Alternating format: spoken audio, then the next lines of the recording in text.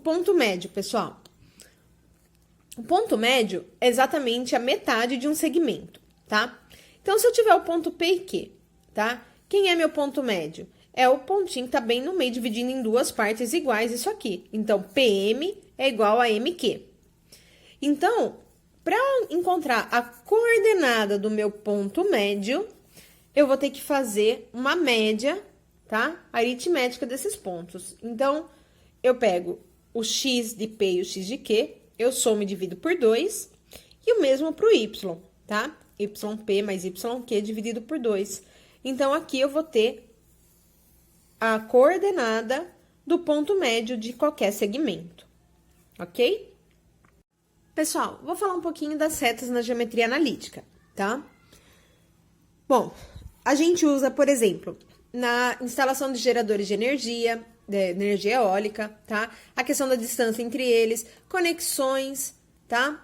Quando é preciso implantar conexões entre cidades, colocar postes de energia, postes de celular, tá?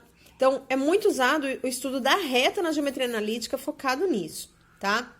Bom, lembra que dois pontos definem uma reta? Então, olha só que interessante. 3 pontos, tá? Eles estão alinhados quando o determinante deles for 0.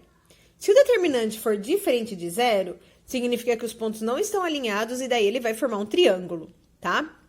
Mas, quando eu falo que eles são colineares, tá? Colineares, ou seja, os pontos estão numa mesma linha, o determinante é 0, tá? E então, para você fazer, ou você monta o determinante, e aí você completa uma coluna com o número 1, para conseguir fazer por teorema de Laplace, tá? E você resolve o seu determinante, repetindo as duas primeiras colunas, tá? Ou você pode usar a técnica ninja, tá? Como que é a técnica ninja? A técnica ninja é o seguinte, ó. Você põe o XY, XAYA, XBYB, tá? Você repete esses dois carinhas de cima aqui embaixo. E aí, você vai fazer direita menos esquerda. Então, você vai multiplicar esses dois e esses dois, tá? Então, eu vou ter XYA mais XAYB mais XBY, tá? E aqui, ó, XAY, tá? Negativo. Aqui porque vai ficar negativo, porque vai subtrair, na verdade, tá? XBYA e XYB. Então, ó, vai ficar menos XAY menos XBYA menos XYB, tá? E aí, olha só o que acontece. Vamos pra lá, calma aí, muita calma nessa hora. Ó, ele vai dar o mesmo resultado fazendo por Laplace ou pela técnica ninja, tá? Então, eu vou pegar o que eu tenho em comum, tá? O x e o y. Aqui, ó, eu tenho o XA, XB, tá? Eu vou fazer o seguinte, ó, colocando o x em evidência, ele multiplica o YA e o YB. Se eu colocar o y em evidência, ó, ele vai multiplicar o XA e o XB, tá? Que tá em verdinho aqui, ó. Esse aqui, ó, eu pintei em laranja. Esse aqui, ó, tá em verdinho. E o que sobrou que eu pintei de rosinha, ó, é o XAYB menos XBYA, tá? Que eu estou chamando aqui de A, B e C. Porque, então, eu defino a minha reta da seguinte forma. AX mais BY mais C igual a 0, tá? Isso aqui mostra pra mim o comportamento da reta que contém esses pontos, tá? Que contém pelo menos esses dois pontos. Bom, toda reta, ela tem uma inclinação em relação ao eixo X. Essa inclinação, tá? É chamada de coeficiente angular. Então, a tangente do ângulo formado entre o eixo X e a reta, tá? Vai ser a tangente do ângulo.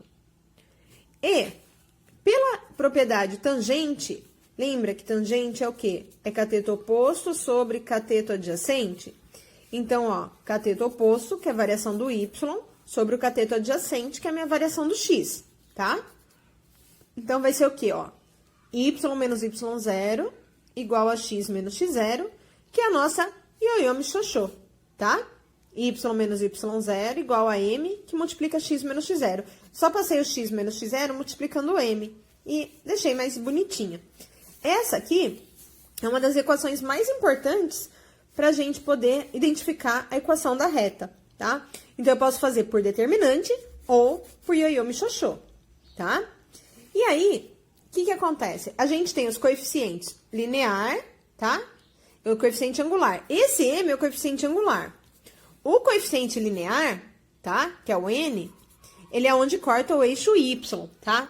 Então, a minha reta, onde ela cortar aqui o eixo y, esse é o coeficiente linear, tá? Então, olha só. O valor de x é 0, tá? E aí, n é onde ele corta o y, tá? Então, eu vou ter, olha só, y menos y0 é igual a m, que multiplica x menos x0.